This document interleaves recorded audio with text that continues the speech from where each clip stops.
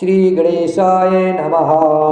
श्री जानकी वल्लभो विजयते अखंडमंगलाकारं व्याप्तं येन चराचरं तत्पदं दर्शितं येन तस्मै श्रीगुरुवे नमः। वर्णानामर्थसंधानां रसानां छन्दसामपि मङ्गलानं च कर्तारो वन्दे वाणी विनायको। भवानी शंकरो वन्दे सरदा विश्वासरूपिणो याभ्यां विना न पश्यन्ति सिद्धाः स्वान्तः स्तमीश्वरम्। वन्दे बोधमयं नित्यं गुरुं शङ्कररूपिणं यमाश्रितो हि वक्रोऽसपि चन्द्रः सर्वत्र वन्दते। सीतारामगुणग्रामपुण्याणि विहारिणो वन्दे विशुद्धविज्ञानो कवीश्वर कपीश्वर। उद्भवस्थितिसंहारकारिणीं क्लेशहारिणीं सर्वश्रेष्ठकरीं सीतां नतोऽसह रामवल्लभाभं। यन्मायावशवर्ते विश्वमखिलं ब्रह्मादिदेवासुराः यतस्त्वामृषे भाति सकलं रज्जो यथा हे भ्रमः। यत्पादप्लमेकमेव हि भवाबोधेशीति सावरतां वन्दे समतमेश कारणपरं रामाख्यमीशं हरिम्। आपदामपहर्तारं दातारं सर्वसम्पदानं लोकाभिरामं श्रीरामं भूयो भूयो नमाम्यहम्। रामाय रामभद्राय रामचन्द्राय वेदसे रघुनाथाय नाथाय सीताय पतये नमः। नीलाम्बुजश्यामलकोमलांगं सीतासमारोपितवामभागम् पाणो महासायकचारचापं नमामि रामां रघुवंशनाथं। पवनतनयसङ्कटहरणं मङ्गलमूर्तिरूप रामलखन सीता सहित हृदय बसो सुरभूप। सियावर रामचंद्र की जय पवन सुत हनुमान की जय। श्री राम जय जय राम। एक कल्प में सब देवताओं को जलंधर दैत्य से युद्ध में हार जाने के कारण दुखी देख करके शिवजी ने उसके साथ बड़ा घोर युद्ध किया, पर वह महाबली दैत्य मारे नहीं मरता था। उस दैत्यराज की स्त्री परम सती बड़ी ही पतिव्रता थी। उसी के प्रताप से त्रिपुरासुर जैसे अजय शत्रु का विनाश करने वाले शिवजी भी उस दैत्य को नहीं जीत सके। प्रभु ने छल से उस स्त्री का व्रत भंग कर देवताओं का काम किया। जब उस स्त्री ने यह भेद जाना तब उसने क्रोध करके भगवान को श्राप दिया। लीलाओं के भंडार कृपाल हरि ने उस स्त्री के शाप को स्वीकार किया। वही जलंधर उस कल्प में रावण हुआ, जिसे श्री रामचंद्र जी ने युद्ध में मार करके परम पद दिया। एक जन्म का कारण यह था जिससे श्री रामचंद्र जी ने मनुष्य देह धारण किया। हे भरद्वाज मुनि, प्रभु के प्रत्येक अवतार की कथा का कवियों ने नाना प्रकार से वर्णन किया है। एक बार नारद जी ने श्राप दिया, अतः एक कल्प में उसके लिए अवतार हुआ। यह बात सुन करके पार्वती जी बड़ी चकित हुई और बोली कि नारद जी तो विष्णु भक्त है और ज्ञानी है। मुनि ने भगवान को श्राप किस कारण से दिया? लक्ष्मीपति भगवान ने उनका क्या अपराध किया था? हे पुरारी शंकर जी, यह कथा मुझसे कहिए। मुनि नारद जी के मन में मोह होना बड़े आश्चर्य की बात है। तब महादेव जी ने हंस कर के कहा, न कोई ज्ञानी है न कोई मूर्ख है। श्री रघुनाथ जी जब जिसको जैसा करते हैं वह उसी क्षण वैसा ही हो जाता है।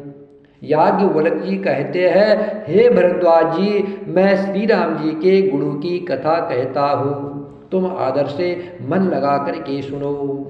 तुलसीदास जी कहते हैं, मान और मद को छोड़ करके आवागमन का नाश करने वाले श्री रघुनाथ जी का भजन करो। हिमालय पर्वत में एक बड़ी पवित्र गुफा थी। उसके समीप ही सुंदर गंगा जी बहती थी। वह परम पवित्र सुंदर आश्रम देखने पर नारद जी के मन को बहुत ही सुहावना लगा। पर्वत, नदी और वन के विभागों को देख करके नारद जी का लक्ष्मीकांत भगवान के चरणों में प्रेम हो गया। भगवान का स्मरण करते ही नारद मुनि के श्राप की नारद मुनि को श्राप था।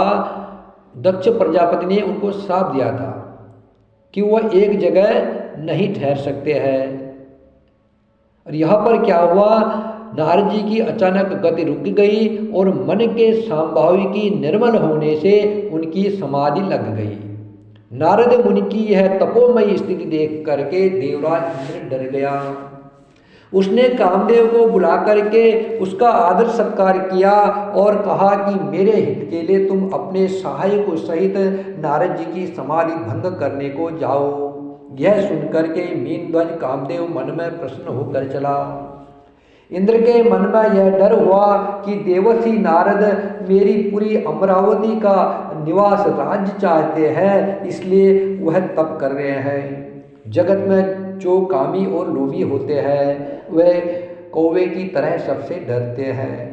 कामी और लोभी लोग कौवे की तरह सबसे डरते हैं। जैसे मूर्ख कुत्ता सिंह को देख करके, कोई कुत्ता सूखी हड्डी खा रहा हो और शेर को देख करके वह मूर्ख यह समझ करके भागता है कि कहीं शेर इस हड्डी को छीन ले, वैसे ही इंद्र को नारद जी मेरा राज्य छीन लेंगे ऐसा सोचते लाज नहीं आई। जब कामदेव उस आश्रम में गया तब उसने अपनी माया से वहाँ बसंत ऋतु को उत्पन्न किया। तरह तरह के वृक्षों पर रंग बिरंगे फूल खिल गए, उन पर कोयले कूकने लगी और भोरे गुंजार करने लगे। कामाग्नि को भड़काने वाली 3 प्रकार की शीतल मंद और सुगंध सुहावनी हवा चलने लगी। रंभा आदि नवयुवती जो स्वर्गलोक में अप्सराएं थी वह सब की सब कलाओं में निपुण थी। वे बहुत प्रकार की तानों की तरंग के साथ गाने लगी और हाथ में गेंद लेकर के नाना प्रकार के खेल खेलने लगी।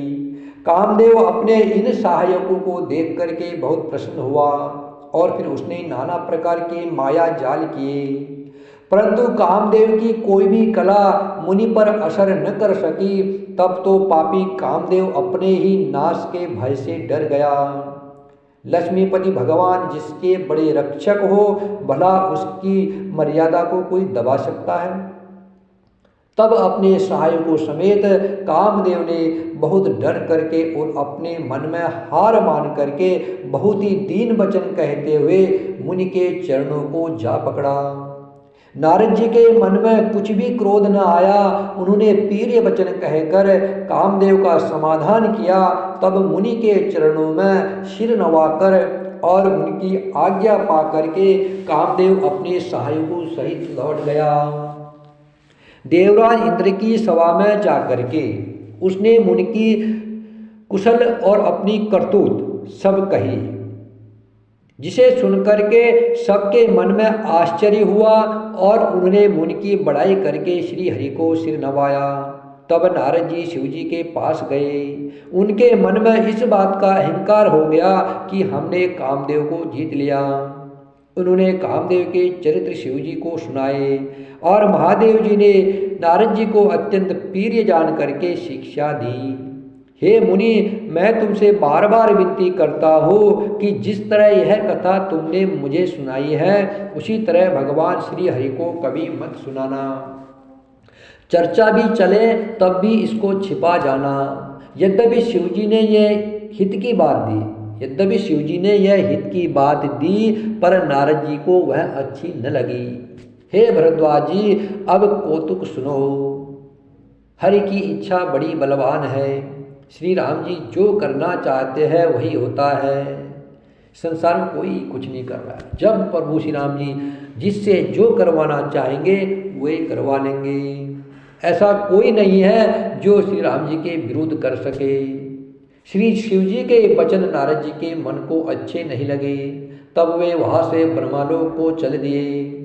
एक बार गाने विद्या में निपुण मुनिनाथ नारद जी हाथ में सुंदर बीड़ा लिए हुए हरि गुण गाते हुए क्षीर सागर को गए।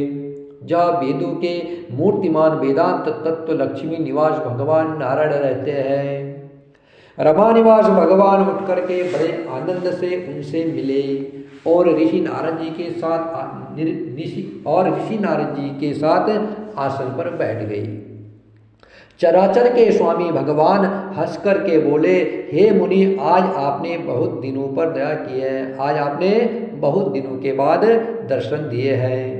यद्यपि शिवजी ने उन्हें पहले से ही बरज रखा था, तो भी नारद जी ने कामदेव का सारा चरित्र भगवान को कह सुनाया। श्री रघुनाथ जी की माया बड़ी ही प्रबल है। जगत में ऐसा कौन जन्मा है जिसे वह मोहित न कर दे। भगवान रूखा मुँह करके कोमल वचन बोले, हे मुनिराज, आपका स्मरण करने से दूसरों के मोह, काम, मद और अभिमान मिट जाते हैं, फिर आपके लिए तो कहना ही क्या है। हे मुनि सुनिए, मोह तो उसके मन में होता है जिसके हृदय में ज्ञान वैराग्य नहीं है। आप तो ब्रह्मचर्य व्रत में तत्पर और बड़े धीर बुद्धि हैं। भला कहीं आपको भी कामदेव सता सकता है। नारद जी ने अभिमान के साथ कहा, भगवान, यह सब आपकी कृपा है। करुणा भगवान ने मन में विचार कर देखा कि इनके मन में गर्भ के भारी वृक्ष का अंकुर पैदा हो गया है। मैं उसे तुरंत ही उखाड़ फेंकूंगा, क्योंकि सेवकों का हित करना हमारा प्रण है। मैं अवश्य ही वह उपाय करूंगा जिससे मुनि का कल्याण और मेरा खेल हो। तब नारद जी भगवान के चरणों में सिर नवा करके चले। उनके हृदय में अभिमान और भी बढ़ गया। तब लक्ष्मीपति भगवान ने अपनी माया को प्रेरित किया। अब उसकी कठिन करनी सुनो। उस हरि माया ने रास्ते में 400 कोस का एक नगर रचा। उस नगर की भांति भांति की रचनाएं लक्ष्मी निवास भगवान विष्णु के नगर बैकुंठ से भी अधिक सुंदर थी। उस नगर में ऐसे सुंदर नर नारी बसते थे मानो बहुत से कामदेव और उसकी स्त्री रति ही मनुष्य शरीर धारण किए हुए हो। उस नगर में शीलनिधि नाम का राजा रहता था, जिसके यहाँ असंख्य घोड़े, हाथी और सेना के समूह थे। उसका वैभव और विलास सौ के समान था। वह रूप, तेज, बल और नीति का घर था। उसके विश्वमोहिनी नाम की एक रूपवती कन्या थी, जिसके रूप को देख करके लक्ष्मी जी भी मोहित हो जाए। वह सब गुणों की खान भगवान की माया ही थी। उसकी शोभा का वर्णन कैसे किया जा सकता है। वह राजकुमारी स्वयंवर करना चाहती थी। इससे वह अनगिनत राजा आए हुए थे। खिलवाड़ी मुनि नारद जी उस नगर में गए और नगरवासियों से उन्होंने सब हाल पूछा। सब समाचार सुनकर वे राजा के महल में आए। राजा ने पूजा करके मुनि को आसन पर बैठाया। श्री राम जय राम, जय जय राम, श्री राम जय राम, जय जय राम। फिर राजा ने राजकुमारी को ला करके नारद जी को दिखलाया और पूछा, हे नाथ, आप अपने हृदय में विचार कर इसके सब गुण दोष कहिए। उसके रूप को देख करके मुनि वैराग्य भूल गए और बड़ी देर तक उसकी ओर देखते ही रह गए।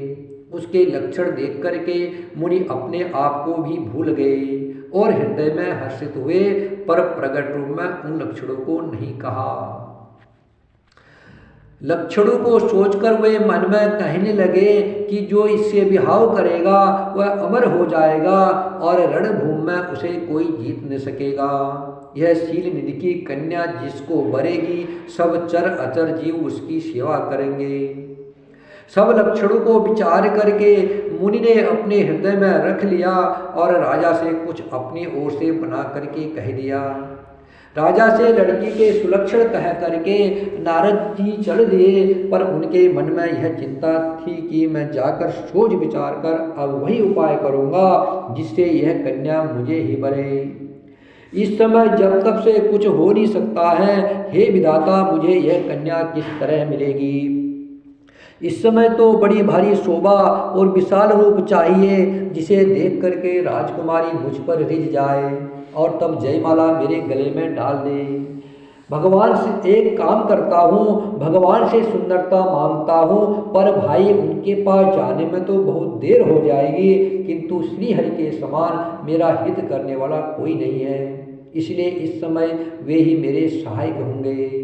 उसी समय नारद जी ने भगवान की बहुत प्रकार से विनती की, तब लीलामय कृपालु प्रभु श्री राम जी प्रकट हो गए। स्वामी को देख करके नारद जी के नेत्र शिथिल हो गए और वे मन में बड़े ही हर्षित हुए कि अब तो काम बन ही जाएगा। नारद जी ने बहुत दीन होकर के सब कथा कहे सुनाई और प्रार्थना की कि कृपा कीजिए और कृपा करके मेरे सहायक बनिए। हे प्रभु, आप अपना रूप मुझको दीजिए और किसी प्रकार से मैं उस राजकन्या को नहीं पा सकता। हे नाथ, जिस तरह मेरा हित हो आप वही शीघ्र कीजिए, मैं आपका दास हूँ। अपनी माया का विशाल बल देख दीन दयाल भगवान मनी मन हंस करके बोले, हे नारद जी, जिस प्रकार आपका परम हित होगा हम वही करेंगे, दूसरा कुछ भी नहीं, हमारा वचन असत्य नहीं होता। हे योगी मुनि सुनिए, रोग से व्याकुल रोगी कुपथ्य मांगे तो वैद्य उसे नहीं देता है, इसी प्रकार मैंने भी तुम्हारा हित करने की ठान ली है। ऐसा कहकर भगवान अंतर्धान हो गए। भगवान की माया के वशीभूत हुए मुनि ऐसे मूढ़ हो गए कि भगवान की स्पष्ट वाणी को भी न समझ सके।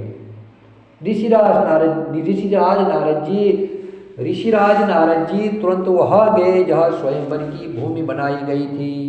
राजा लोग खूब सज धज कर समाज सहित अपने अपने आसन पर बैठे थे। मुनि नारद जी मन ही मन प्रसन्न हो रहे थे कि मेरा रूप बड़ा सुंदर है, मुझे छोड़ कन्या भूल कर भी दूसरे को न वरेगी। कृपा निदान भगवान ने मुनि के कल्याण के लिए उन्हें ऐसा क्रूप बना दिया कि जिसका वर्णन नहीं हो सकता, पर यह चरित्र कोई भी न जान सका, सबने उन्हें नारद ही जान करके प्रणाम किया। वहाँ तो शिवजी के गढ़ भी थे, वे सब भेद जानते थे और ब्राह्मण का भेष बना करके सारी लीला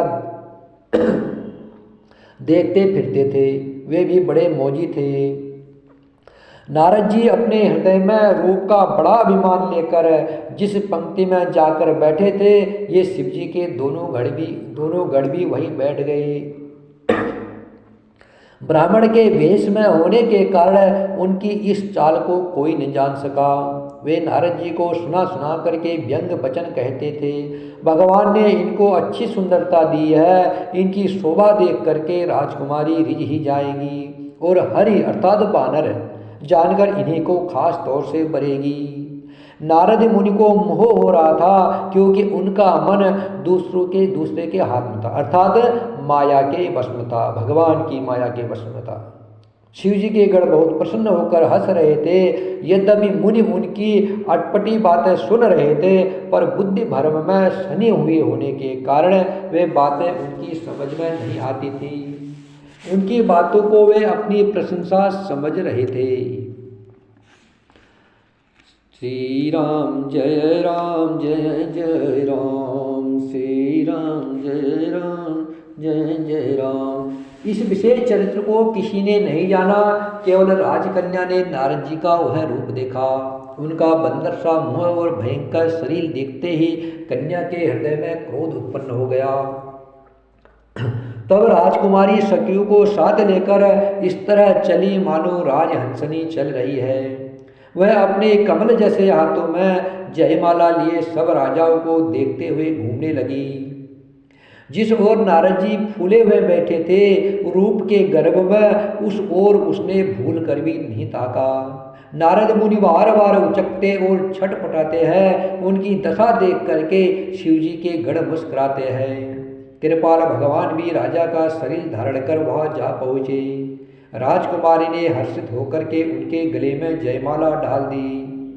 लक्ष्मी निवास भगवान दुल्हन को ले गए। सारी राजमंडली निराश हो गई। मोह के कारण उनकी बुद्धि नष्ट हो गई। इससे वह राजकुमारी को गई देख बहुत ही विकल हो गए, मानो घाट से छूटकर मणि गिर गई हो। तब शिवजी के गणों ने मुस्कुराकर कहा, जाकर दर्पण में अपना मुंह तो देखिए। ऐसा कहकर के वे दोनों बहुत भयभीत होकर भागे। मुनि ने जल में झांक कर अपना मुंह देखा। अपना रूप देख करके उनका क्रोध बहुत बढ़ गया। उन्होंने शिवजी के उन गढ़ों को अत्यंत कठोर श्राप दिया, तुम दोनों कपटी और पापी जाकर के राक्षस हो जाओ। तुमने हमारी हंसी की है, उसका फल चखो। अब फिर किसी मुनि की हंसी मत करना। मुनि ने फिर जल में देखा तो उन्हें अपना असली रूप प्राप्त हो गया। तब भी उन्हें संतोष नहीं हुआ। उनके होठ फड़क रहे थे और मन में क्रोध था। तुरंत ही वे भगवान कमलापति के पास चले। मन में सोचते जाते थे, जाकर या तो श्राप दूंगा या प्राण दे दूंगा। उन्होंने जगत में मेरी हंसी कराई है। दैत्यों के शत्रु भगवान हरि उन्हें बीच रास्ते में मिल गए। साथ में लक्ष्मी जी और वही राजकुमारी थी। देवताओं के स्वामी भगवान ने मीठी बाड़ी में कहा, हे मुनि, व्याकुल की तरह कहा चले। ये शब्द सुनते ही नारद को बड़ा क्रोध आया। माया के वशीभूत होने के कारण मन में चेत नहीं रहा। मुनि ने कहा, तुम दूसरों की संपदा नहीं देख सकते, तुम्हारे ईर्ष्या और कपट बहुत है। समुद्र मथते समय तुमने शिवजी को बावला बना दिया और देवताओं को प्रेरित करके उन्हें विषपान कराया। असुरों को मदिरा और शिवजी को विष दे करके तुमने स्वयं लक्ष्मी और सुंदर कौस्तुक मणि ले ली। तुम बड़े धोखेबाज और मतलबी हो, सदा कपट का व्यवहार करते हो। तुम परम स्वतंत्र हो, सिर पर कोई नहीं है, इससे जब जो मन को भाता है वही करते हो। भले को बुरा और बुरे को भला कर देते हो। हृदय में हर्ष विषाद कुछ भी नहीं लाते। सबको ठक ठक कर परख गए हो और अत्यंत निडर हो गए हो। इसी से मन में सदा उल्लास रहता है। शुभ अशुभ कर्म तुम्हें बाधा नहीं देते हैं। अब तक तुमको किसी ने ठीक नहीं किया। अब कि तुमने अच्छे घर बना दिया है, अर्थात मेरे जैसे जबरदस्त आदमी से छेड़खानी की है, अतः अपने किए का फल अवश्य पाओगे। जिस शरीर को धारण करके तुमने मुझे ठगा है, तुम भी वही शरीर धारण करो, यह मेरा शाप है। तुमने हमारा रूप बंदर का सा बना दिया, इससे बंदर ही तुम्हारी सहायता करेंगे।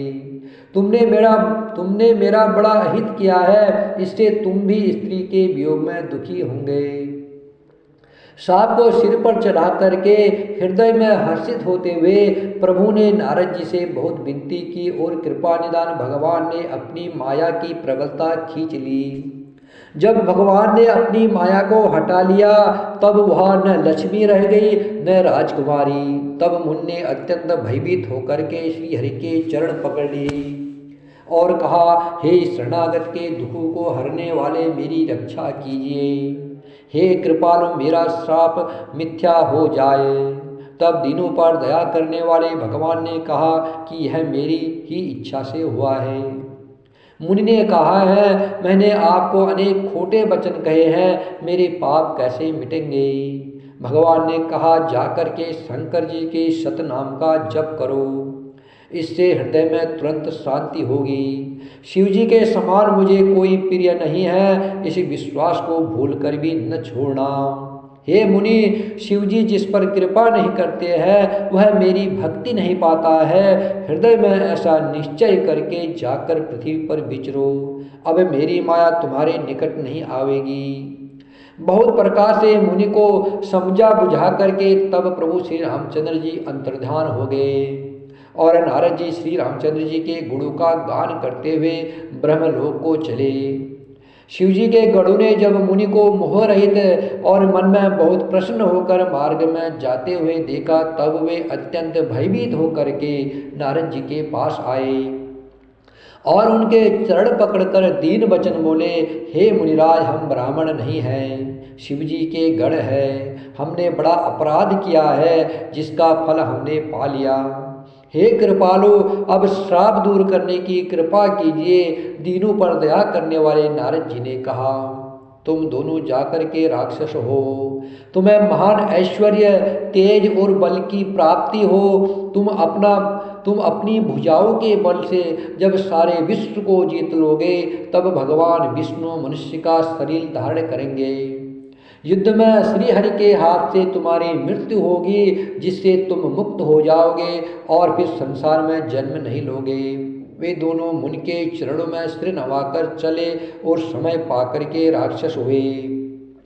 देवताओं को प्रसन्न करने वाले, सज्जनों को सुख देने वाले और पृथ्वी का भार हरण करने वाले भगवान ने एक कल्प में इसी कारण मनुष्य का अवतार लिया था। इस प्रकार भगवान के अनेकों सुंदर, सुखदायक और अलौकिक जन्म और कर्म हैं। प्रत्येक कल्प में जब जब भगवान अवतार लेते हैं और नाना प्रकार की सुंदर लीलाएं करते हैं, तब तब मुनीश्वरों ने परम पवित्र काव्य रचना करके उनकी कथाओं का गान किया है और भांति भांति के अनुपम प्रसंगों का वर्णन किया है, जिनको सुन करके विवेकी लोग आश्चर्य नहीं करते हैं। श्री हरि अनंत है, उनका कोई पार नहीं पा सकता है और उनकी कथा भी अनंत है। सब संत लोग उसे बहुत प्रकार से कहते और सुनते हैं। श्री राम जी के सुंदर चरित्र करोड़ों कल्पों में भी गाए नहीं जा सकते। भगवान शंकर कह रहे हैं, हे पार्वती, मैंने यह बतलाने के लिए इस प्रसंग को कहा है कि ज्ञानी मुनि भी भगवान की माया से मोहित हो जाते हैं। प्रभु लीलामय है और शरणागत का हित करने वाले हैं। वे सेवा करने में बहुत सुलभ है और सब दुखों के हरने वाले हैं। देवता, मनुष्य और मुनियों में ऐसा कोई नहीं है जिसे भगवान की महान बलवती माया मोहित न कर दे। मन में ऐसा विचार करके उस महामाया के स्वामी श्री भगवान का भजन करना चाहिए।